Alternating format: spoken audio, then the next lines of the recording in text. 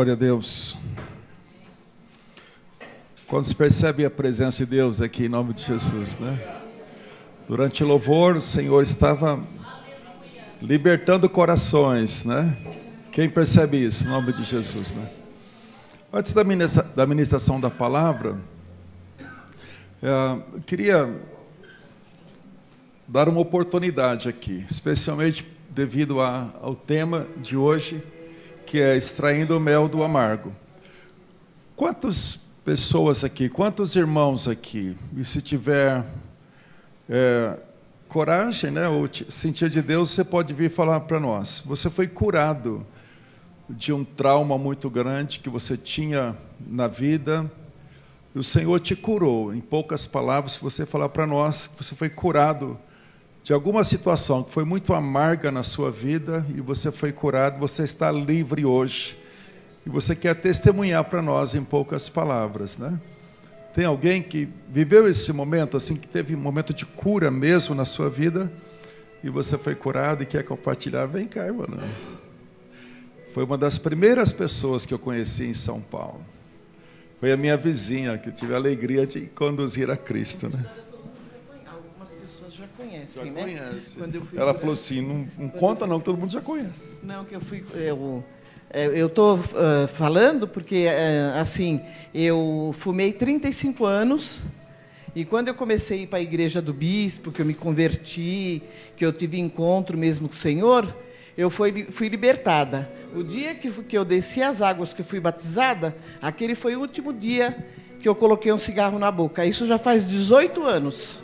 Então, Senhor, 18 anos, eu vi no papel do batismo lá, 18 anos.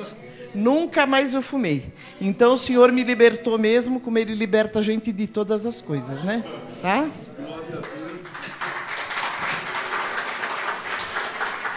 Que lindo, 18 anos, irmã Luiz, que lindo. Glória a Deus. Mais alguém, você viveu uma experiência de trauma e o Senhor te curou de uma maneira maravilhosa. Paz, igreja, amém? Eu, resumindo assim, em poucas palavras, eu me converti quando eu tinha 14 anos de idade, e eu fui quase 15, assim, e eu estava muito feliz.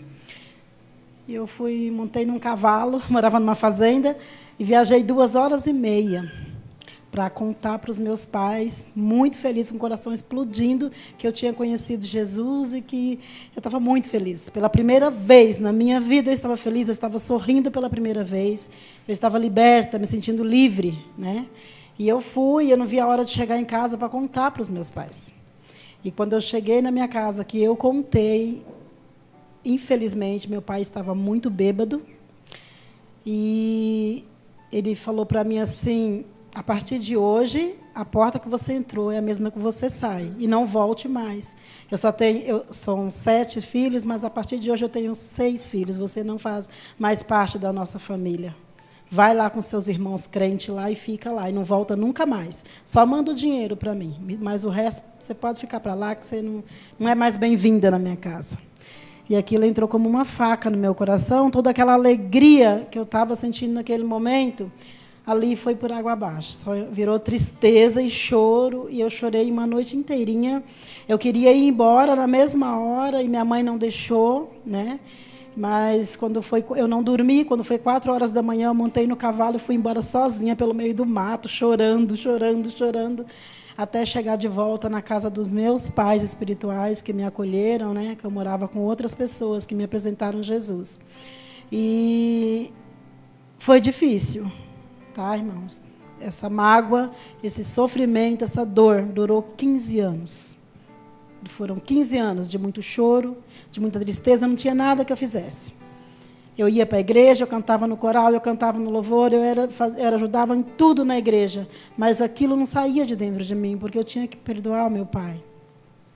Mas eu não conseguia, até que um dia, voltando para Minas, e passei 8 meses lá, fazendo evangelismo, junto com um casal missionário, e um dia Deus me tomou de uma alegria muito, muito forte. Eu pude abraçar o meu pai, perdoar o meu pai ali, nós choramos juntos, e eu fui liberta. A glória de Deus. Amém?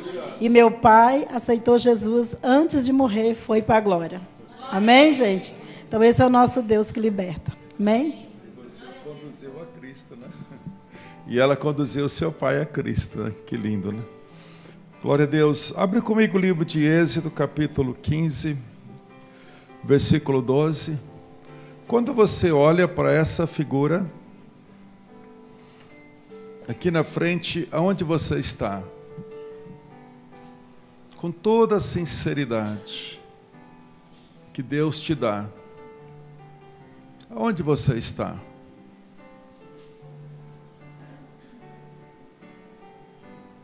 Como está o teu coração? Hoje à noite, esta semana, como está o teu coração? Pense bem. Quantos são sinceros aqui? Diga amém comigo. Como está o teu coração olhando naquela figura? Eu peço agora que o Espírito Santo te traga quebrantamento no teu coração, traga a revelação da presença dEle, traga sinceridade. As pessoas sinceras são as pessoas mais felizes dessa vida, independente da condição delas. Como está o teu coração olhando aquela figura? Amargo? Com amargura? Coração contaminado? Não sou eu, Bissazinho, que está perguntando, é o Espírito Santo. Não encare isso como se fosse uma coisa minha. Filho, filha, como está o teu coração hoje à noite? Amargo ou doce?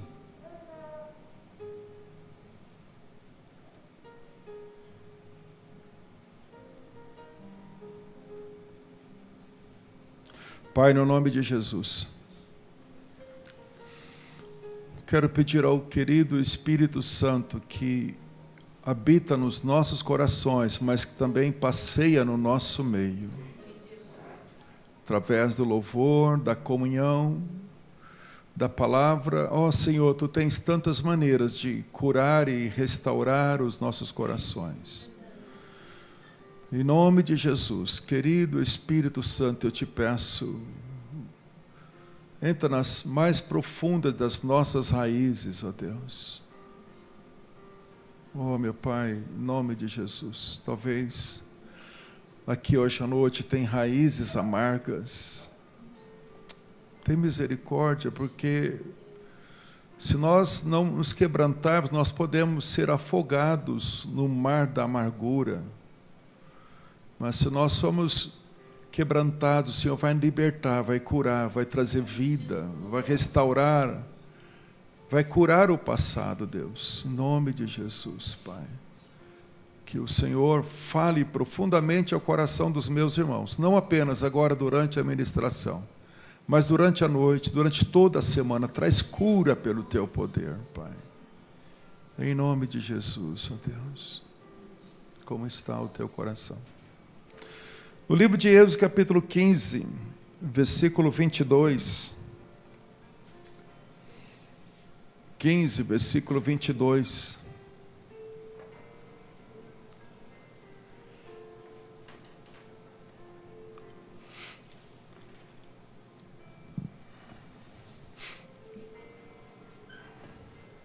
Os líderes de grupos familiares, né, dê uma olhada no seu e-mail e no seu zap amanhã. Tem as ministrações desse mês para os grupos familiares, são maravilhosas. E basicamente é uma continuação dessa ministração de hoje. Então, vamos seguir aquilo que Deus está orientando, tá? Antes da ministração da palavra, eu quero pedir oração para vocês. Fiquei 3 dias entre as 3 tribos lá do Mato Grosso, essa semana. Quem viu as fotos aí daquele índio que foi pego a laço, né? E eu fiquei coração despedaçado, irmãos, sabendo até que eu ia ministrar isso hoje. Eu vi situações que meu coração despedaçou, porque eu vi índios drogados, porque vieram da selva para a cidade, perto de Mato Grosso, e eles vivem hoje naqueles pedaços, tipo ali do Joaninha, sabe, aqueles barracos assim, de favela mesmo. E aquelas crianças, sim, ainda bem que nós levamos muito leite, mas um estado de miséria, mas índios drogados, viciados em crack, muito abuso sexual dos índiozinhos, e estado de miséria. E eu vi, quando eu cheguei lá, o casal de pastores que me recebeu, que pediram muito ajuda, não financeira, mas para cuidar espiritualmente deles. Eu vi uma situação de muita amargura, de muita amargura. E em 3 dias eu levei uma equipe de 26 pessoas, e em 3 dias o que Deus fez lá foi maravilhoso, mas eu creio que nós devemos continuar. Fui visitar um assentamento onde o cacique Ambrósio falou para nós: olha, por favor, tudo aqui é de vocês, faz um trabalho aqui, não temos igreja aqui, não temos nada. Ele até pegou uma cesta, ele falou: é como se serve uma bolacha, vem servir a palavra de Deus para nós. E ele não está participando de igreja nenhuma. Então ore por esse trabalho entre os índios, porque ali precisa muito, muito, muito, muito. Estão em amargura mesmo, sem identidade, não sabe se é, mas índios não tem mais caça, então uns ficam pedindo quase que esmola no meio da rua. Muito triste o que eu vi lá, mas Deus fez uma obra tremenda lá, gente. Amém? Então ore pelos índios lá de Mato Grosso. Eu vou estar falando isso mais aí no decorrer do ano, mas eu sinto que lá precisa de um casal, ou de um solteiro bem firme, para ser enviado para lá. Vou ver quem que Deus mostra aqui hoje à noite. Aleluia. Então, ore. Eu tenho uma possibilidade de ver em algumas das igrejas, ou talvez até aqui mesmo, e enviar um casal para lá. Não fica caro sustentar um casal lá, mas eu vi o quanto necessita naquele lugar. Fez Moisés, Êxodo 15, versículo 22, fez Moisés partir de Israel do Mar Vermelho, e saíram para o deserto de Sur, e caminharam 3 dias no deserto, e não acharam água.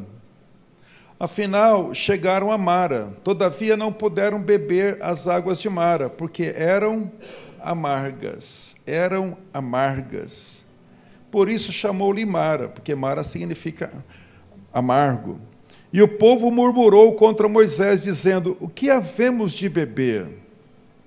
O que nós vamos tomar nesse deserto? O que vai matar a nossa sede? O que havemos de beber? Convém lembrar, queridos, que tinha 600.000 homens, mais crianças com sede, mais pessoas idosas com sede. Então havia muito sofrimento ali. O que havemos de beber? E o povo murmurou contra Moisés. Terrível a murmuração, né? E o povo murmurou contra Moisés.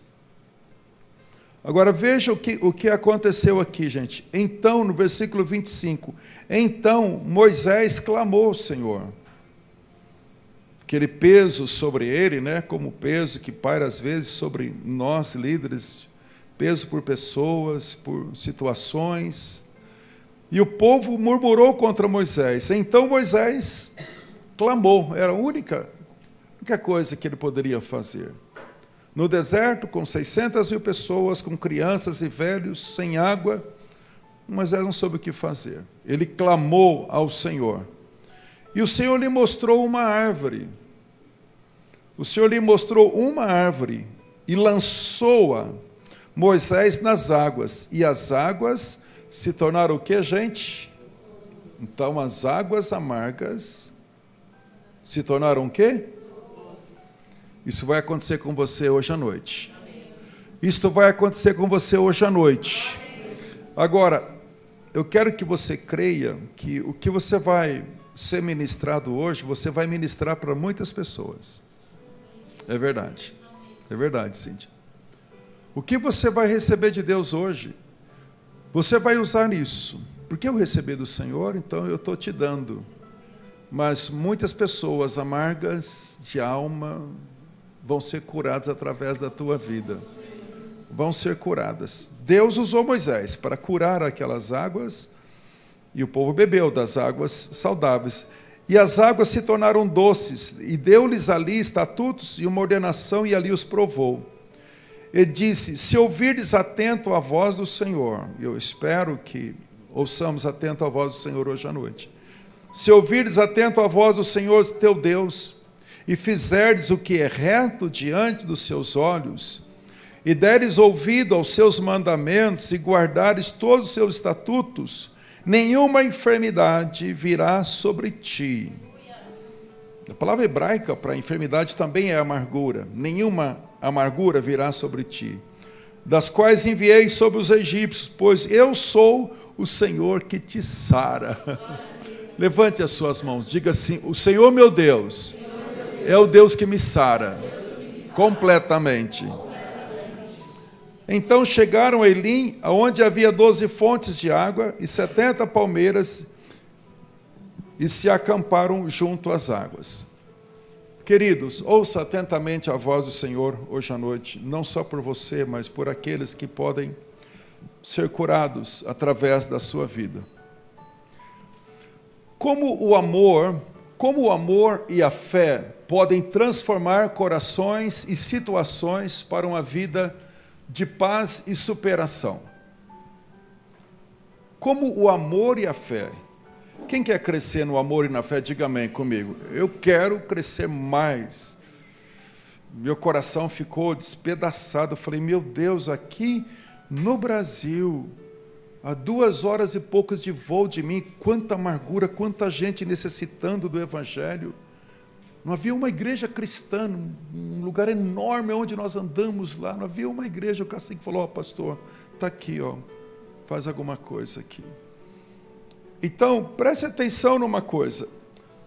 Nós precisamos da graça de Deus. Mas como o amor e a fé podem trazer cura para nós? Como o amor e a fé podem curar o amargo no doce? Só pelo amor e pela fé é que Deus pode operar uma obra tremenda de restauração na sua vida. Quem crê, levante a sua mão. Ouça-me. Quando nós nascemos do ventre da nossa mãe, começou uma jornada rumo à eternidade. Você não nasceu para viver e morrer. Você nasceu para conhecer Jesus e viver eternamente nos braços dele. Diga amém. Eu não nasci, porque essa é a minha identidade em Cristo. Eu não nasci para morrer. Eu não nasci para morrer. Se você nasceu para morrer, boa morte para você. Mas eu não nasci para morrer. A Bíblia diz: aquele que crê em mim vai passar da morte para a vida. A vida na eternidade com Jesus é tão tremenda que ele considera essa vida aqui como se fosse morte. Quem crê em mim passará da morte para a vida. Então você não nasceu para morrer.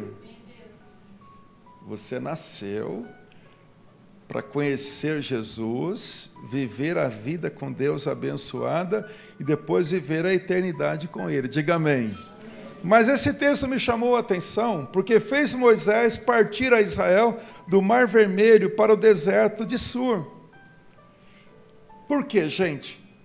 Israel viveu 400 anos. Depois você lê o capítulo 15 inteiro, mas lá em cima, no capítulo 15, fala como foi que Deus abriu o mar para que o povo passasse. Mas eles ficaram 400 anos com uma vida amarga.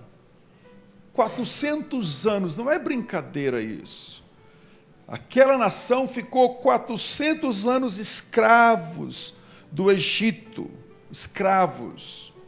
Uma coisa é como o Brasil ficou escravo, dependente de Portugal, a Índia da Inglaterra, mas outra coisa é você viver em escravidão dentro de um outro país. E eles ficaram 400 anos em amargura. A Bíblia diz que eles tinham que amassar, fazer tijolo com os pés, viviam como escravos, não tinham liberdade de adoração, não tinham seu próprio dinheiro, não tinham suas próprias casas, 400 anos escravos. Deus disse: eu vou tirar o meu povo dessa amargura. E Deus ouviu a oração do povo. Diz Êxodo capítulo 3, o Senhor ouviu o clamor, e aí ele falou com Moisés, e Moisés foi o instrumento para libertar o povo. Aí, no versículo 22, acompanha comigo, fez Moisés partir a Israel do Mar Vermelho, e saíram para o deserto de Sur, e caminharam 3 dias no deserto, e não acharam água. Porque eles passam o deserto, meu amigo, vou estar com ele agora em maio, ele foi cientista da NASA, e ele falou, Bispo Zezinho, eu mergulhei na onde Israel passou. Cara, eu fiquei doido quando eu vi ainda as rodas ainda do faraó, está lá ainda. As rodas dos carros de faraó estão lá atoladas. Ele falou, eu vi. Ele falou, a hora que eu mergulhei, fiquei assustado de ver que está aquela marca, para quem duvidar que o mar se abriu. Lá tem ainda as rodas enterradas no fundo do mar, onde tanto nem o Egito nem Israel deixou tirar aqueles marcos geográficos. Israel passou, mas eles caminharam 3 dias em direção à terra de Canaã. Agora, ouça-me, eu quero comparar isso aqui com a nossa caminhada de vida. Nós saímos do Egito, nós saímos do ventre da nossa mãe e começamos uma caminhada aqui por essa vida. E nessa caminhada da vida, saiba você, tudo o que aconteceu com você até hoje. Saiba você, tudo o que aconteceu com você até hoje. Quantos sinceros nós temos aqui hoje à noite? Levante a sua mão. Deus vai te curar hoje à noite, em nome de Jesus. Deus vai te curar hoje à noite. Quando você começou a sua caminhada, você bebeu de algumas águas amargas, de algumas experiências muito ruins. Eu testemunhei lá agora, mas eu fui curado, graças a Deus, mas eu testemunhei lá entre os índios essa semana, porque eu fui numa casa, havia muita miséria, dormindo de um jeito lá, muito ruim. Aí eu falei para eles, vocês estão vendo alguém que Deus restaurou? Vocês estão vendo alguém que Deus restaurou? Porque aos 5 anos de idade eu me lembro claramente que tinha 4 pedaços de pau, um colchão velho, talvez até mesmo com pulga. Eu me lembro da minha mãe jogando água, porque tinha muita poeira no quarto, na cozinha. Eu me lembro dela jogando água. Eu falei para ele, eu vivi desse jeito, falei para eles. Mas Deus, por sua graça e misericórdia, me curou, não da pobreza, mas me curou de uma opressão de miséria. Eu me lembro que 2, 3 vezes por semana eu tinha que carregar lenha para a mãe cozinhar, porque gás era só para quem tinha dinheiro. Eu me lembro, há uns 30 anos atrás, eu estava em Brasília, e quando eu estava orando com um grupo de irmãos, o meu nome assim apareceu bem forte diante de mim, no meu espírito, José dos Reis de Macedo. Filho, você sabe o que é dos reis? Eu falei, o quê? Ele falou assim, pesquisa isso. Significa opressores de miséria dos reis, santos reis. Eles iam cantando de casa em casa e as pessoas davam um resto de comida. Lembra disso? Davam um resto de comida. Deus disse, ore com umas fitas, exatamente. E Deus falou comigo, ore para que haja cura, porque há um espírito de opressão e de miséria sobre a tua vida. Aí eu orei, então tudo que está debaixo desse nome, em nome de Jesus, chamei os irmãos, oraram comigo, nós quebramos aquela opressão, aquela amargura de miséria, para a glória de Jesus. Às vezes, a amargura começou no nome que nos deram. Você tem que pesquisar o seu nome. Já orei com a minha irmã é Maria Aparecida, porque a minha mãe consagrou ela quando ela nasceu, a essa potestade. Às vezes o nome já carimbou com uma amargura. Cássia, quem tem o nome de Cássia, significa o quê?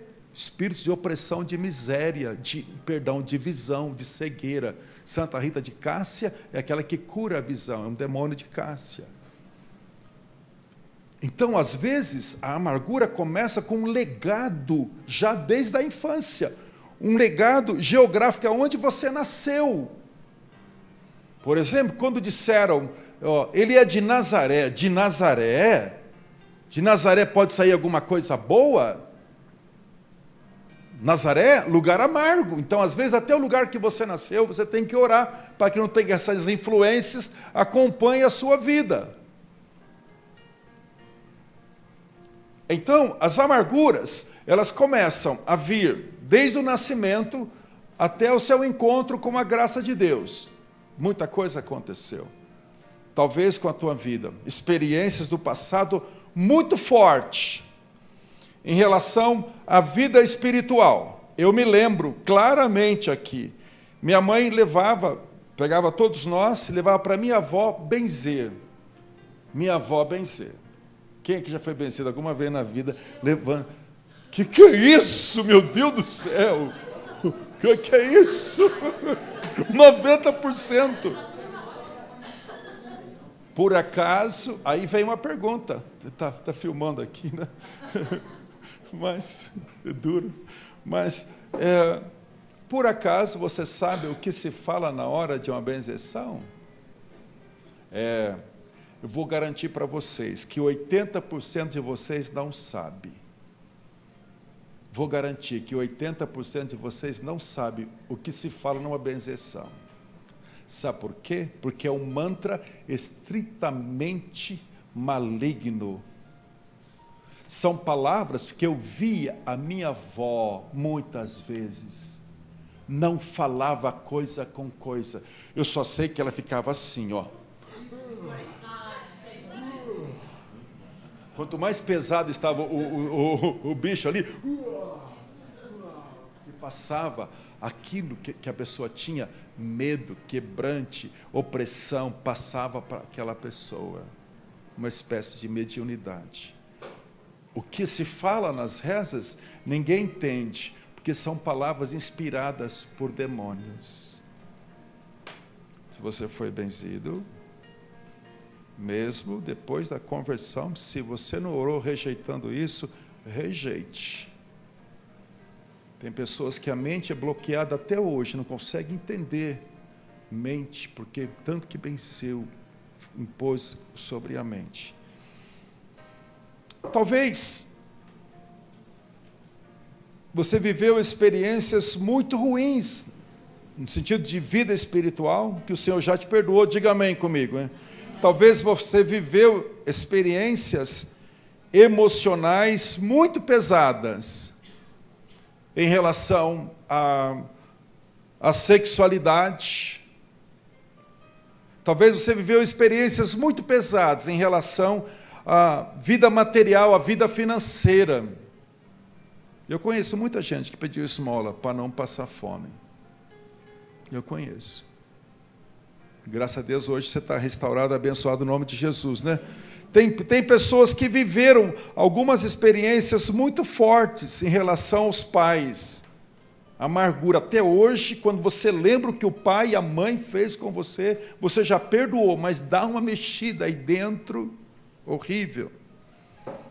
Eu conheci uma menina que vocês também conheceram, não vou falar o nome, mas ela congregou aqui conosco há um tempo atrás, lá na Humberto I, quando os pais se separaram, digamos assim, ó, quase que no mês seguinte ficou diabética. O trauma da separação dos pais tornou-se diabética. Tem experiências que viveu na família, experiências que viveu com irmãos, abuso, brincadeiras, com irmãos que até hoje, quando você pensa, aquilo ainda mexe.